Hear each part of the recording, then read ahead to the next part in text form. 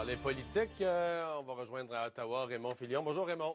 Bonjour Mario. Parce que vous avez obtenu des nouvelles concernant une autre candidature.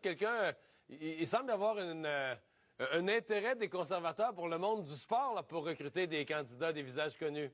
Oui, mais on parlait récemment de M. Esposito, un ancien joueur de hockey. Il y a eu un ex-entraîneur également qui a fait le saut en politique dernièrement du côté du Saguenay-Lac-Saint-Jean avec les conservateurs. Là, il recrute un analyste de boxe, un gars qui est très connu des amateurs de boxe.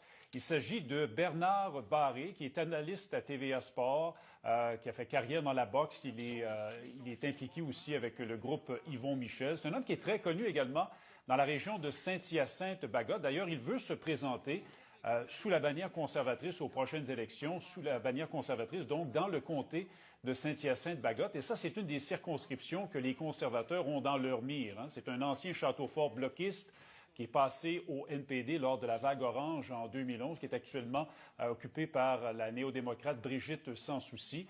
Alors, les conservateurs ont des ambitions et ils vont miser, selon ce qu'on nous dit, là, sur M. Barry, qui travaille à TVA Sport depuis quelques années, que vous avez connu parce qu'il a déjà fait une incursion en politique provinciale. Il avait été candidat en 2003. Il fait longtemps, en fait, en 2003, ça fait 16 ans, mais déjà, il y a 16 ans, il était très connu pour m'être promené sur le terrain avec lui. Il était très connu à Saint-Hyacinthe, évidemment, à cause de la scène municipale.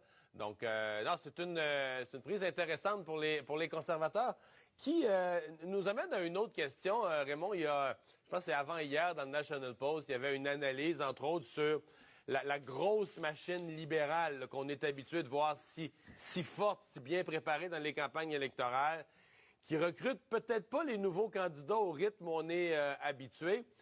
On a quoi comme portrait de recrutement de candidats? Parce que du côté des conservateurs, on s'active pas à peu près, là. Oui, surtout au Québec. D'ailleurs, on a fait sortir au cours des derniers jours les chiffres spécifiquement pour le Québec. Les conservateurs nous disent que dans la province, ils ont recruté jusqu'à présent, un peu moins de 6 mois des élections, 72 de tous leurs candidats. Fait intéressant à noter, on nous dit chez les conservateurs que plus de 40 des candidats qui vont se présenter aux prochaines élections seront des femmes. Et ça, c'est tout un bond par rapport aux dernières élections.